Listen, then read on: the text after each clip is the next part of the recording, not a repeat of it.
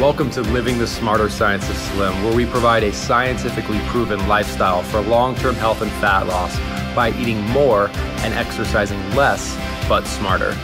Eat smarter, exercise smarter, live better. I am so ready for that. Hey, this is Jonathan Bailor here with Ms. Carrie Brown. Carrie, how you doing today? I am doing great, Jonathan. Well, to get us started, Carrie, I figured there's nothing better than to start with really the man who started it all, and that is Hippocrates, the father of Western medicine. One of my favorite quotes from him was he thought that the obese should, my quote now, eat only once a day and walk naked as long as possible. Please tell me that we've moved on from that, because I am not into eating once a day or walking around naked. Well, I'll agree with you, Carrie, at least on that first part, although I've heard stories that would disagree with the latter. Carrie has no comment. I will neither confirm nor deny Jonathan's harassment. But the good news is Dr. Friedman from Rockefeller University agrees with you, and he says that progress in the area of fat loss will require that we move beyond this 2,000-year-old prescription and instead develop strategies that are based on 21st century science. Well, thank goodness for that. So let's hear some of this science. Some of this science. Well, 5 key things that we're going to talk about here. First, studies have shown that certain foods cripple our ability to burn fat, regardless of how little of them we eat. We'll see that it's not really about eating less. It's about eating the right kinds of foods. So I get to eat more? You get to eat more, smarter. Awesome. And we'll also see how actually not only can we eat more and not gain fat, but eating more is key to burning fat. Think of it as fueling a kind of a metabolic fire that we need to light. I could do with a metabolic fire in my body right now. In fact, what may even be more exciting is that researchers have proven that we can get all of the benefits of traditional exercise, like cycling or walking, in about a tenth of the time if we just do it smarter. Really? So I can exercise once a week for 15 minutes and call it good? You can. There is a quote-unquote catch in that it's not 15 minutes of the type of exercise you're used to. It's exercising smarter, but yes, it does not take a lot of time. I want to hear about that. And in fact, what's really exciting, and we'll get into this science in more detail in later podcasts, is how doctors have actually shown that the type of hormonal changes this exercise causes literally immunizes us against fat, meaning it causes a lasting change that protects us well beyond the time we're actually exercising. Okay, I really want to know about that, because if there's a way I can lose weight while I'm, blogging or sleeping, I want to know about it. When it's not, as you know, Carrie, so much about losing weight as it is burning fat, because, when we focus on the losing weight, sometimes that can steer us in the wrong direction. Right. So the key thing is fixing the underlying metabolic condition that causes us to store excess body fat in the first place. That sounds great to me. So fundamentally, you may be wondering, this all sounds great. Why haven't we heard about it before? I got to tell you, it does sound a little unbelievable. And, when I think about for the last, not to give my age away, but for the last 20 years, you go to the grocery store and you see the magazines and they've got, how to lose 10 pounds in 2 weeks, or how to get thin and stay there forever, and so on and so forth. And you see all these things, but they don't actually work. So I must admit, I'm a bit jaded to the whole, it's too good to be true, I guess. Well, the good news, Carrie, is that it can definitely be too good to be true when it's more of the same. If it's just a new technique we use to eat less and a new technique we use to exercise more, you'd be right to be suspicious of that, because, we've been told to do that since the 1970s, and look where it got us. Well, I've tried it and it never got me anywhere. So the good news here is that we are proposing, and the science shows, that if we take a dramatically atypical approach, eat more and exercise less, but do that smarter, well, that's been proven to generate a very atypical result, which kind of makes a lot of sense. Do something different to get something different. So you've got a body of work that has actually been scientifically studied and people have actually got to what you're talking about? Absolutely, Carrie. The smarter science of slim is really the distillation of over 1,100 international research studies, about 10,000 pages of research. And just to capture how exciting this research is, you mind if let me talk about one study on this smarter versus harder approach, like I like to refer to it, done at Skidmore College. Is that all right? That'll be great. All right, cool. So at Skidmore College, basic study, but very interesting. Two groups of people. One of them exercised more, specifically 18 hours more, and they ate less, but they ate less of a traditional diet, the very high carbohydrate, low fat, low protein type diet. Was it with me so far? Two groups. Okay. One ate less and exercised more. Okay. Study lasted 12 weeks, and it had 34 women, 29 men between the ages of 20 and 60. Oh, so that was a great range. Yep, so a great range. So at the end of 12 weeks, here was the result of the study. The smarter group, again, remember, they exercised for 18 hours less, and they ate more, but they did it using the most rigorous science out there to do it smarter. They lost more than twice as much body fat. Really? And then, wait, it gets better. They also developed some compact, calorie-hungry, lean muscle tissue, while the harder group burnt up their lean muscle tissue, which is the last thing we want to do if we want to keep fat off our body long term. I must admit, hearing you say that, after being bombarded, like we have been for the last however long, 40 years, with eat less and exercise more is the way to do it. It sounds impossible what you've just said. Well, and it actually gets better, not to sound too infomercially, but the smarter group actually lost 100% more belly fat and then improved their LDL cholesterol levels by more than twice as much. That's incredible. And the reason, again, it works is because this technique is a fundamentally different mindset. It's not focused on calories in and calories out, which we all know fails. It's about changing our core biology and basically restoring our body's natural ability to keep us healthy and fit. Can we really do that? We can absolutely do it. And in fact, we all know people that do it already. We all know people that eat whatever they want, don't exercise, and stay slim and healthy. It's easier for me to believe that people who have always been like that can keep going. But what about the people, including me, who have, moved past that?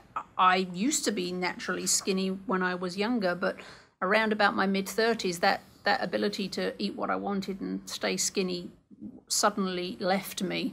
And so now I've gone to the other side where I'm the dark side. The dark side. And I'm not huge, right? But I'm heavier than I would like to be, and I've got wobbly bits that I don't really care for. And if you're like me on the other side, can you get me back to my skinny self? So what I hear you asking, Carrie, is can we use science and can we use food and exercise to basically make your body work like it did 10, 20, 30 years ago? Yeah, that's exactly my question, only much more eloquently said than I did. What the research shows is, our body fundamentally regulates our body composition, just like it does our breath, our heartbeat, all that kind of stuff. And we'll get into this much more in later podcasts, but that range is dictated by two things: our genetics and our hormones. We can't change our genetics, but we can change our hormones. And if we do this, if we improve the quality of the food we eat and the quality of the exercise we get, we can change our hormonal balance and basically just make it work like it did in the past. Just turn the clock back. I want to hear what you have to say, because if that's possible, then I'm in. Well, again, it's not a question of possibility. Science has shown that, which is so exciting. The challenge, or the thing that gets me really excited, is that we finally can have access to this proven science. I mean, it took me, 10 years to dig through all this academic research because, sadly, we don't get our information from the actual experts out there. We get it from, frankly, the people who profit off of our struggles with weight loss and health. It's about something that we can do practically and something that we can do permanently. Because realistically, Carrie, let's think about the traditional approach: eat less, exercise more. That's about as unsustainable as it gets. So tell me, Jonathan, what in the world, because, you know, you look like a modern day Adonis, it's true, what in the world made you, who has never been on the dark side, what made you want to give up 10 years of your life to do all this research? What drove you to that, given that, you know, you've never been overweight or had the problems that a lot of people, an awful lot of people have? What happened? Well, I'll answer that in two parts, if that's all right, Kara. It's a great question. Fundamentally, as you mentioned, I've never been on the dark side. My struggle was always being too skinny, which I know probably a lot of listeners are like, well, I'll take that any day of the week and twice on Sunday. But what really made a big mental difference for me was I was one of those people who was naturally skinny. And when I was naturally skinny, I would eat. I wouldn't necessarily exercise as much as other people, but I'd stay skinny. So I kept asking myself, well, why is it, again, that certain people can just stay skinny and other people have such a hard time with it regardless of their eating and exercise habits? And the core of the Smarter Science of Slim is to try to uncover what is it biologically that enables naturally thin people to be naturally thin, and how do people that aren't so fortunate make their biology work more like that? Yeah, because, you know, I used to be one of those naturally thin people until, as I say, until I was early, mid-30s, somewhere around there, I was just naturally thin. And then one day I woke up and I wasn't naturally thin. And but what I was eating, my lifestyle hadn't changed. So there had to be something that had made me go from being naturally skinny to naturally not so skinny. And it had nothing to do with the quantity of food you were eating or the quantity of exercise you were getting, because that all stayed the same, right? Right, exactly right. It was an internal change. Your body changed, your biology changed. And Carrie, fundamentally, that's why eating less and exercising more doesn't work, because it's not the quantity of the food you were eating and the quantity of the exercise that you were getting that was influencing that change. It was your hormones, and your hormones are influenced by the quality of the food you eat and the quality of the exercise you get. Okay, so back to your story, you were tired of being too skinny. The thing that really set me over the edge was I've always been interested in this, and in fact, as early as high school, I became a personal trainer, and immediately when I started working with people who weren't as fortunate as me, I began to see how impractical eating less and exercising more was in the long term.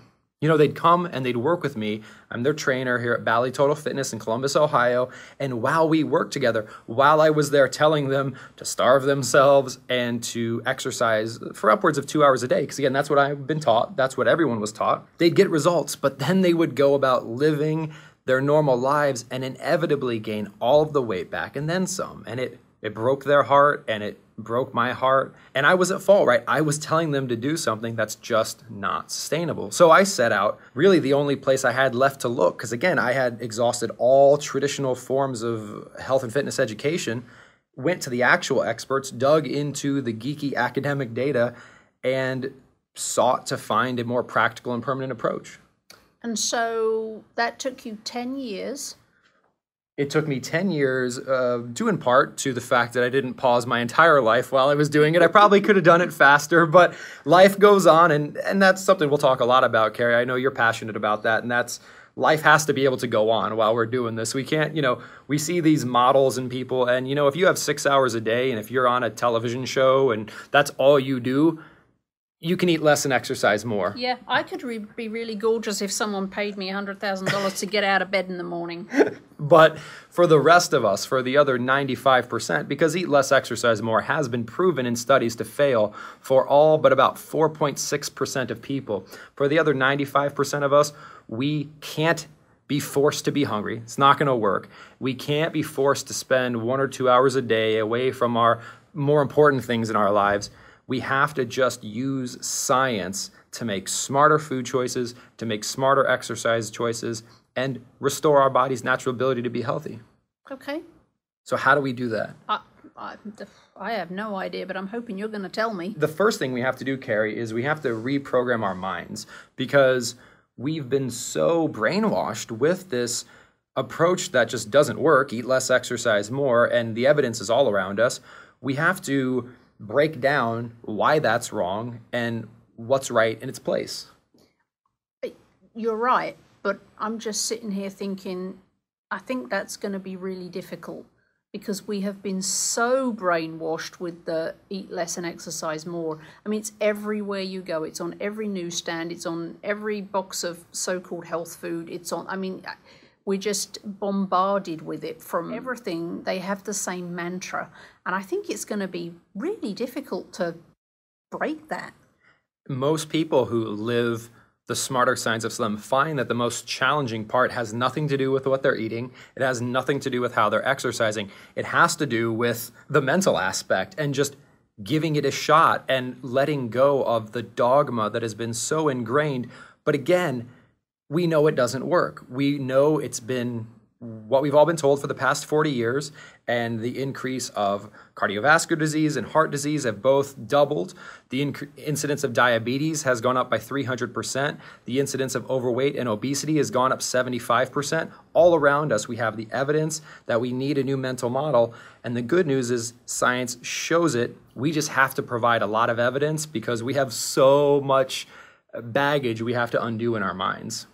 It's funny you should mention diabetes. When I first moved over to the States from England, I was staggered at the number of people here who have diabetes. In England, you don't know. It's very rare that you meet someone with diabetes, and when you do, it's like, gosh, that's terrible. You know, how do you? I mean, it's a terrible disease. And then, but you just never meet anyone every once in a while. And then I moved here and it seemed like everybody I knew had diabetes. And it's amazing how even since I've been here over the last 11 years, the increase in the amount of people with diabetes has just risen and risen and risen. And it truly, to me, seems like everybody has it these days. But it's almost like because so many people have it, it's now not almost considered, it's considered to be normal, not a terrible disease, but it is. It absolutely is. And that is, again, Carrie, it's so systemic or so indicative of the systemic problem we have. And that's, well, you know, we can just take insulin. Well, no, diabetes indicates a fundamental breakage of our metabolic system, and we can heal it. We can cure it. We don't have to just treat the symptoms with medication. We can cure it by improving the quality of our diet and the quality of our exercise. And again, where that starts is by rebooting our mind. And 3 big myths we'll cover, Carrie. The first is calories in, calories out, which has been absolutely positively disproven by studies time and time and time again. And I know you have some personal experience with this not working out, Carrie. Yeah, it doesn't work. And it's kind of, you know, like the definition of insanity watching all of this, because, you know, the definition of insanity is doing the same thing and expecting a different result. But we've been doing that for 40 years. And we're still doing it because the story on the street is eat less and exercise more. Or, you know, what you eat versus what you expend in calories is how you control your body weight. And I know that doesn't work because I tried it. And the thing that gets tough is our body, it's not that calories are irrelevant or that these things don't matter. It's just that when our body is functioning properly, when we get out of our body's way, when we unclog our metabolism, it will automatically balance calories in, calories out for us, just like it regulates our heartbeat and our breath and our blinking. I mean, imagine if we had to consciously regulate breaths in versus breaths out. Well, I want magically regulating weight. Well, and it's not magic. I know it sounds like magic, but again, Carrie, remember when you were naturally thin. And we all know there's millions of people in the world who already show that this is possible. Again, the question is not, can our bodies automatically regulate us around a slim set point? Millions of people have already proven that. The question is, how do we get our bodies to behave more like that? So the second big myth we'll cover is, again, we always hear this, a calorie is a calorie is a calorie. And this is one that I'm going to get fired up about because it's just so scientifically unsound. You get fired up about everything. I do, but I get even more fired up about this one because we all intuitively know it, right? If you eat 200 calories of spinach and lean protein, we all know that's going to do something different than if you drink 200 calories of a sugary soda. So why are we still clinging on to the insanity that we have been for the past 40 years, knowing deep down that it doesn't work? We haven't been given an alternative.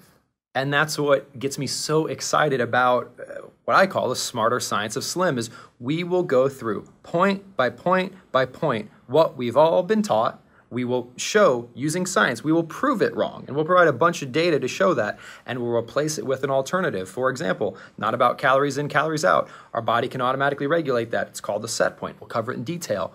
Calories not a calorie. We'll review 4 factors that prove that. And then the third myth is that, again, calories are all that matter. And that's not at all the case. Hormones matter a heck of a lot. You know, I fired my doctor because he didn't give me any other option. In fact, he didn't give you any other option? Well, the only option he gave me didn't work. And when I lived his option and went back and it hadn't worked, and he gave me the same option. Well, so what did he tell you to do? So I had been for probably 3 months, for about 4 years, I'd suddenly become this non-naturally skinny person. I still don't understand how that happened, but anyway, I did. Well, you will when we get done here. So for 3 or 4 years, I realized that nothing I did seemed to be making any difference at all. And so then I went hardcore and I cycled 7 miles every day and I ate next to nothing for 3 months. And nothing happened. And because I don't enjoy pain and, and being hungry, I went to the doctor and said, there's something going on. I've cycled, I've eaten nothing, nothing's happened. He said, Carrie, it's thermodynamics, calories in versus calories out. You just need to eat less and exercise more. That's it, right? And so I said, but I just told you I did that. And he said, okay, this is what you need to do. You need to for the next 10 days, just drink Slim Fast and keep doing your exercise. So that's, 480 calories a day. And do the same amount of exercise. And he said, I promise you in 10 days, you'll lose 10 pounds and you'll feel like you've regained your ability to control your own body. So I went away and I did exactly what he told me. And I went back 10 days later. What do you think happened? I'm guessing you were disappointed. Nothing happened. Nothing. Wow. Absolutely nothing happened. And so I said, okay, now do some testing, because clearly my cat can see that eating less and exercising more didn't work. And my doctor said, it's thermodynamics, Carrie. You must be doing something wrong. Calories out. You are at fault here. You must be doing something wrong. So the only option he gave me was the option that he gave me before, which I just proved didn't work. And there were no other options just that do it he harder. had for me. So I fired him. Which, if a doctor writes you a prescription and it does nothing, traditionally you would hope that they would reevaluate that recommendation. But sadly, again, even physicians, let's put blame where blame is due. I mean, sadly, physicians, they're not trying to harm us. They're not doing anything wrong. But what they learned in medical school 30 years ago has been disproven. And not everyone has that information. So we need to educate everyone, including our own physicians, and take this into our own hands and really just begin to get into the solution. And that's eating more, but eating the right types of foods so that we can control our hormones and heal our body fundamentally and metabolically and enable it to keep us healthy and fit for the long term. Because even that premise of, drink 500 calories of Slim Fast a day, I mean, did your physician expect you to do that for the rest of your life? No, he said if I just did that for 10 days every 6 months, that life would be good. So he would have you go up and then down and up and then down. Well, yo-yo dieting has been shown to just destroy our health. Let's forget about weight. We'll get into that more later, but wow. Yeah, but it didn't even work in the first place. Didn't even work in the first place. There was no yo-yo going on there. It was just the yo. It was just the yo. Just the yo. So, well, Carrie, you're never going to be hungry using the smarter science of Slim because hunger is not healthy. And hunger is counterproductive. You think about it, right? Hunger is a stress. Hunger is your body starving. And what's your body want to do when it's starving? It actually wants to hold on to fat because otherwise it dies. And it wants to slow down. And those are two things we really want to avoid. So we're not going to do that. We're going to eat more smarter. And in fact, Carrie, the second part of the solution and the science is that we're going to exercise less, but smarter. I am so up for exercising less because I don't have a love-hate relationship with my bike. I have a hate-hate relationship with my bike. There's no love there. There is no love there. There will be no love lost. Well, and the good news is you don't have to throw your bike away. We will use it. And it's not that exercise is bad. It's just that there's been a specific type of exercise which is very high quality. And because it's so high quality, we don't need a lot of it. And frankly, we can't do a lot of it because we'll be so sore. But you can still use your bike and you can still do all your favorite exercises. It's just doing it in a new way, which is pretty exciting. Jonathan, I don't have a favorite exercise. It doesn't work, so I don't want to do it unless you're telling me that there really is another option to eating less and exercising more. If there really is another option that my doctor didn't know about, then I will give it my best shot. Well, there absolutely is, Carrie. And let me Dr. Woolley from the University of Cincinnati really puts this great. And he says that the failure of heavy people to achieve a goal they seem to want, and to want almost above all else, must now be admitted for what it is, a failure not of those people, but of the methods of treatment that are used. All right. I'm ready. You're ready. Well, I got to get you a little bit more excited, Carrie, because I got another quote here, and I got to use my quotes. The second quote is from Dr. Sunkard over at the University of Pennsylvania, who speaks to the medical profession in general and says, how may the medical profession regain its proper role in the treatment of obesity? We can begin by looking at the situation as it exists and not as we would like it to be. If we do not feel obliged to excuse our failures, we may be able to investigate them. And let's do that here, Carrie. Let's investigate the proven science. Let's simplify it. Let's talk about how we can live it every day. And let's eat smarter, exercise smarter, and live better. That's the best idea I've heard in a long time. Well, starting next week, folks, we'll dig into the science. We'll keep it simple. And Carrie will ensure that it's sexy because that's what Carrie does. She makes things sexy. What we'll do, folks, we'll get into your fat metabolism system. What's it? This mysterious thing that automatically regulates your weight. Well, it's not mysterious. It's been broken down by scientists. And we'll dig into that simple science next podcast. Carrie, what do you have to say for yourself? This sounds too good to be true, and I want to find out if it is. Well, we've tried eating less and exercising more, and it hasn't worked. So a proven alternative that is fundamentally atypical, promising a fundamentally atypical result, hopefully makes a bit of sense. And I look forward to talking more about it with you, Carrie. Signing off, Jonathan Bailor, Carrie Brown, living the smarter science of Slim.